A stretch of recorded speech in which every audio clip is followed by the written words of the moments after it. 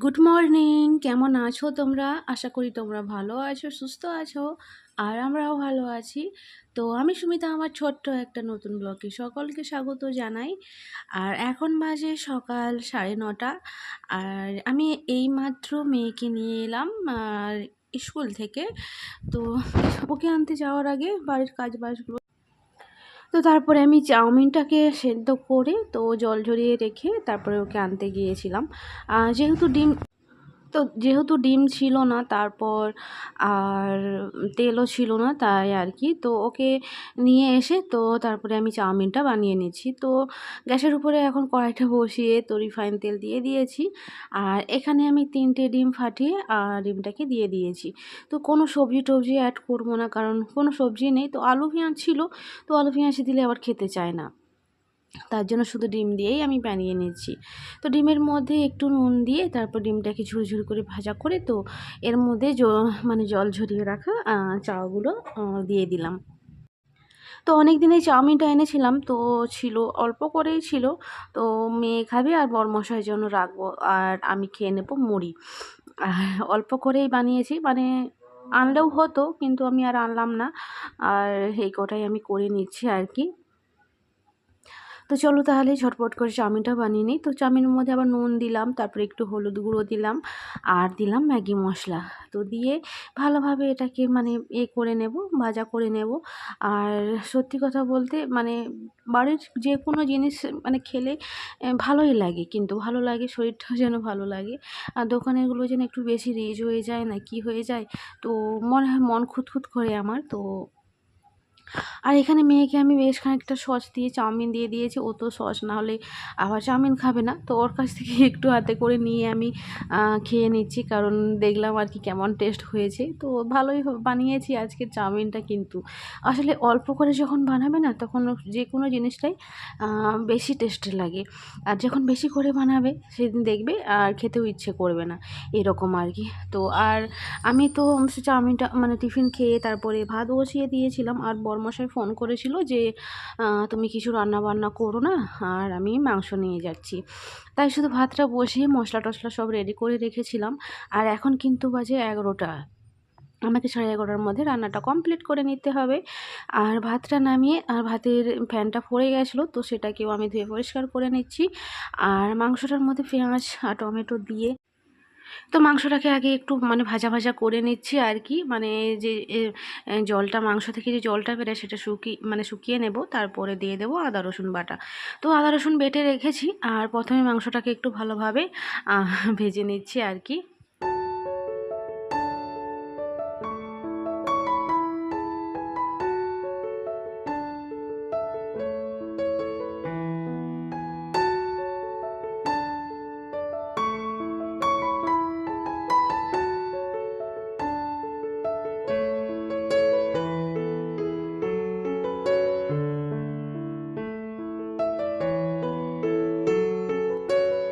তো মাংসটা দেখি জলটা শুকিয়ে গেছে আর খুব সুন্দর ভাজা হয়ে গেছে। নুন দিয়েই ভাজা করছিলাম আর কি। আর তারপরে এর মধ্যে দিয়ে দিলাম আমি আদা রসুন বাটা। তো এটাকে দিয়ে ভালোভাবে আগে করে নেব, কষিয়ে নেব আর কি। আর বাকি যে গুঁড়ো মশলাগুলো আছে সেগুলো একটু পরে দেব। তো এটাকে আগে ভালো আদা রসুনের কাঁচা গন্ধটা চলে যাক, তারপরে আমি মশলাগুলো দিয়ে দেবো।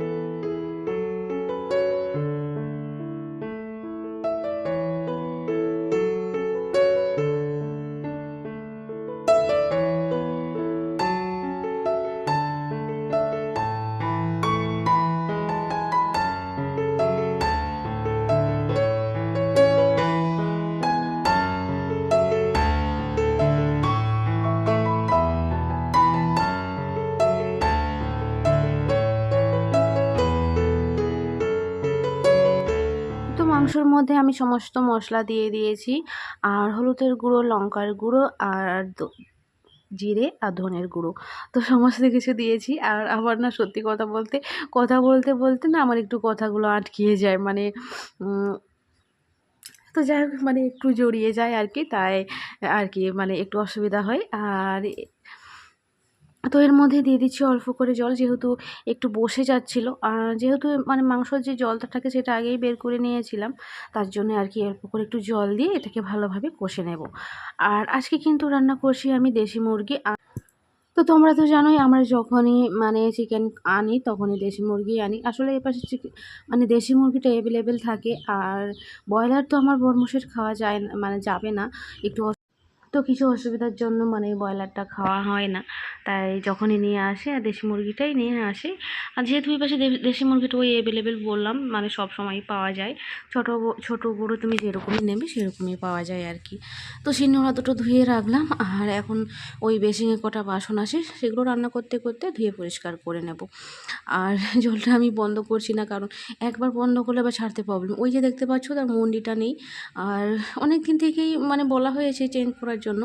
আর চেঞ্জ না করলে আর কিছু করার নেই। তো যাই হোক এরকম করেই কেটে যাচ্ছে আর কি। তো চলো আর এগুলো ধুয়ে পরিষ্কার করে নিই আগে।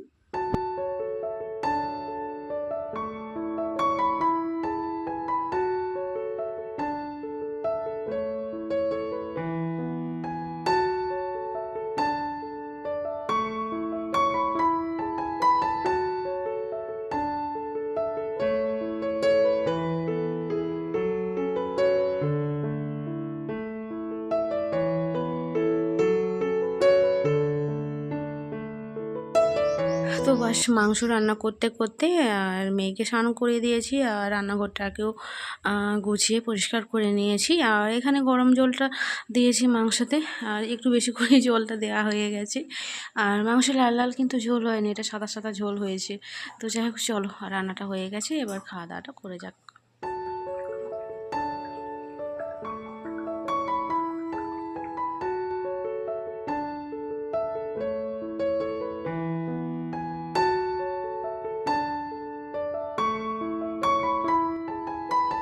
এখন বিকেল বাজে 4:30।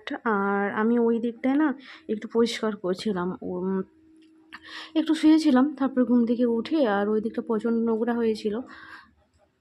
তো তাই ভাবলাম না একটু ওইগুলো মানে পরিষ্কার করি। আর সেগুলোই আমি বসে বসে, তো ওরা দুজনে ঘুমোচ্ছে আর আমি এগুলো বসে বসে পরিষ্কার করলাম। তো অনেকক্ষণই সময় লাগলো। তারপরে মানে ঝাঁটিয়ে পরিষ্কার করলাম, জামা কাপড়গুলো তুললাম। আর দেখছি বরমশাই উঠে স্নানটা করে নিয়েছে।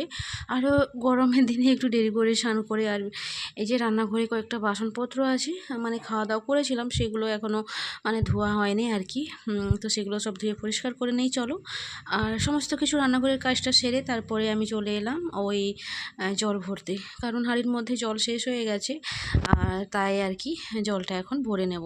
আর মেয়ে ঘুমোচ্ছে বলে আমি মোবাইলের লাইটটা জ্বেলেছি। আর মানে রুমের লাইটটা জ্বালিনি, কারণ ও উঠে যাবে তাই আর কি। তো চলো এই ড্রামটা খুলে নিয়েছি যা হোক করে। এবার হাঁড়ির মধ্যে জলটা আগে ঢেলে নেব। তো চলো হাঁড়িটা আগে দেখে নিই হাঁড়িটার মধ্যে কিছু আছে কি নাই, কতটা জল আছে। তো হাঁড়ির জলটা পুরো ফ্রেশ। আর দেখছি অল্পখানি কি জল আছে। তো চলো হাঁড়ির মধ্যে জলগুলো ভরে নিই। তো একেবারেই ভরে রেখে দেবো। তো কালকে মানে কাল পর্যন্ত হবে আর কি। আর বেশি করে জলটা ভরে রাখলে না মানে জলটা ঠান্ডাও থাকে আর ভালো লাগে। তো বারবার আর ভরতে হয় না।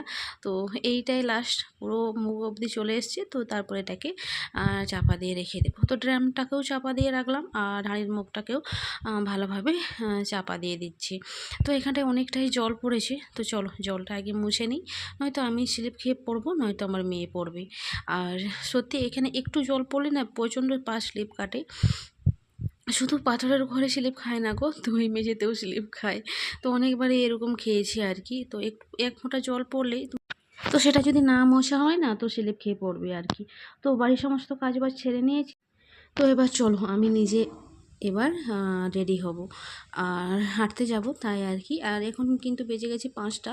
আর আমরা 5:30টার দিকে ওই 5:40-এর দিকে যাই।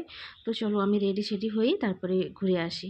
তো এখন বাজে কিন্তু সন্ধে 6:30। আর মেয়েকে আমি হাঁটতে গিয়েছিলাম, তারপরে এসে আবার মেয়েকে খেলতে নিয়ে গেছিলাম। তো এইমাত্র বাড়ি এসে সন্ধে দিয়ে তারপরে আটা মাখিয়ে নিয়েছিলাম। তো শুধু আজকে রুটি করব, যেহেতু দুপুরে ভাত আছে, তখন তরকারি আছে।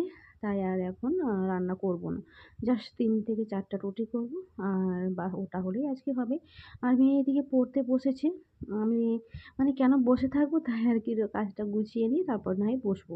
আর গরম যে ভীষণ তাই আরকি রান্নাঘরে আর আসতেও ইচ্ছে করে না। এরকম অবস্থা আরকি। আর গরমের জন্য আমার রুটিগুলোও আর ফুলছে না। তো কি অবস্থা দেখো। আর সত্যি আর মানে বেশি রুটি করিনি। ওই ৫ টা না ৬ টা রুটি করেছিলাম।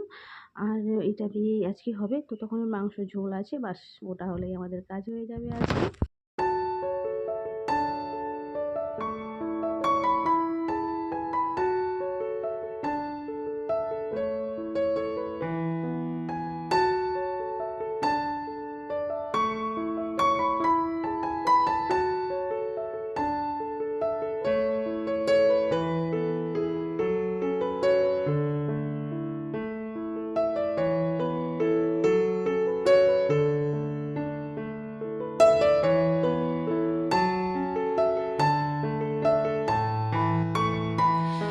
তো এখানে আমি তরকারিটা তো গরম করতে দিয়েছি। আর তোমরা তো দেখেইছো আমি মানে ২ দিন ধরে আচার বানাচ্ছি। আর আচার বানিয়ে রেখেছি কড়াইতের মধ্যে, আর মানে জারের মধ্যে দেওয়ার মতো সময় হচ্ছে না। তাই ভাবলাম না আজকে যখন সময় আছে তাই আর কি আচারটা আমি জারের মধ্যে দিয়েই দিই। ১ম এ ভেবেছিলাম হয়তো কুলোবে না, তারপরে দেখছি না জারটা অনেকটাই বেঁচে গেছে। তো বেশি ভরাও আর ভালো না। তো তাই জন্য ঠিকই আছে। সমস্ত কিছু দিয়ে তারপরে জারটাকে ভালোভাবে মুছে তো এবার রেখে দেবো। আর এটা থাকলো নয়, এটা আমি নিয়ে যাব বাপের বাড়ি। আর আমাদের বাড়িতে আছে। আর তার জন্য আমি আর বেশি রাখবো না। তাই এটাকে নিয়ে যাব ভাইয়ের জন্য। কারণ আমার ভাই ভীষণ পছন্দ করে তাই। তো চলো ভিডিওটা কেমন হয়েছে অবশ্যই কমেন্টে জানিও। আর ভিডিওটা ভালো লাগলে অবশ্যই একটা লাইক দিয়ে দিও। তো আমার চ্যানেলে নতুন হয়ে থাকলে প্লিজ চ্যানেলটিকে সাবস্ক্রাইব করে দিও। তো আজ তাহলে আসি, আবার দেখা হচ্ছে তোমাদের সঙ্গে নতুন একটা ব্লগ নিয়ে। ততক্ষণ পর্যন্ত তোমরা ভালো থেকো, সুস্থ থেকো। আবার দেখা হচ্ছে তোমাদের সঙ্গে নতুন একটা ব্লগ